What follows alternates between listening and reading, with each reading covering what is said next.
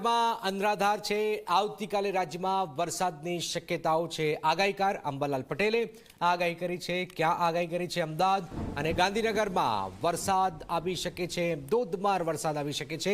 મધ્ય અને દક્ષિણ ગુજરાત અને દક્ષિણ સૌરાષ્ટ્રમાં પણ ભારે વરસાદ આવી શકે છે।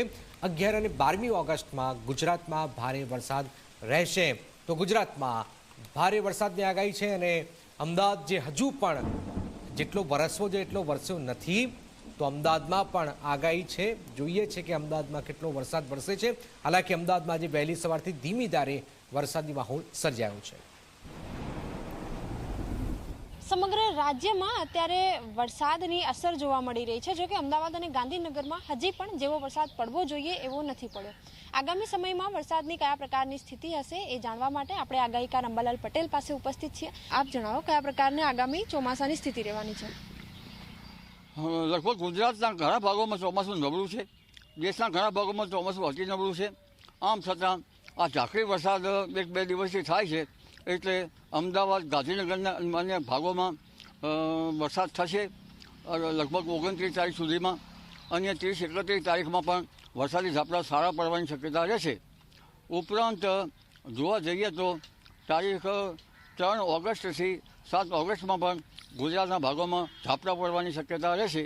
અને તારીખ 11થી 12માં પણ ગુજરાતમાં એક હવામાન બદલાશે અને ત્યારબાદ મુંબઈ મહારાષ્ટ્રના ભાગોમાં વરસાદ થશે અને ગુજરાતના ભાગમાં વરસાદ થવાની શક્યતા રહેશે।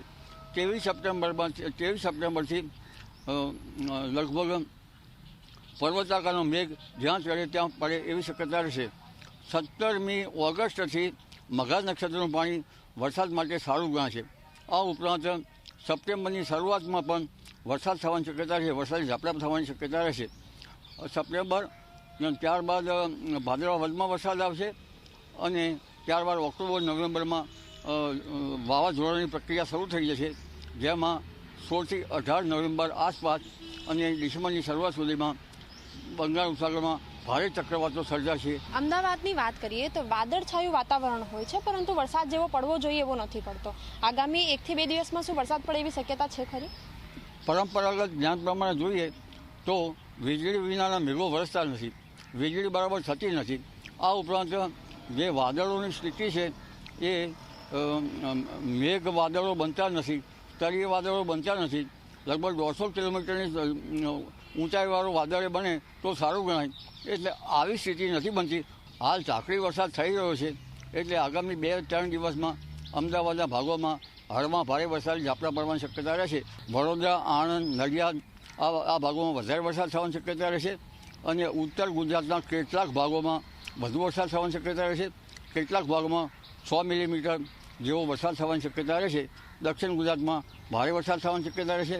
દક્ષિણ સૌરાષ્ટ્રના ભાગમાં ભારે વરસાદ થવાની શક્યતા રહેશે। તો આગામી સમયમાં હજી પણ જે વરસાદ છે તે પડવાની શક્યતા છે અને ઘણા વિસ્તારોમાં સારો વરસાદ પડે, જ્યારે કેટલાક વિસ્તારોમાં હજી પણ વરસાદની જે સ્થિતિ છે એ નબળી જોવા મળી રહી છે। કેમેરામેન તુષાર શાહ સાથે સપના શર્મા, ઝી 24 કલાક, ગાંધીનગર।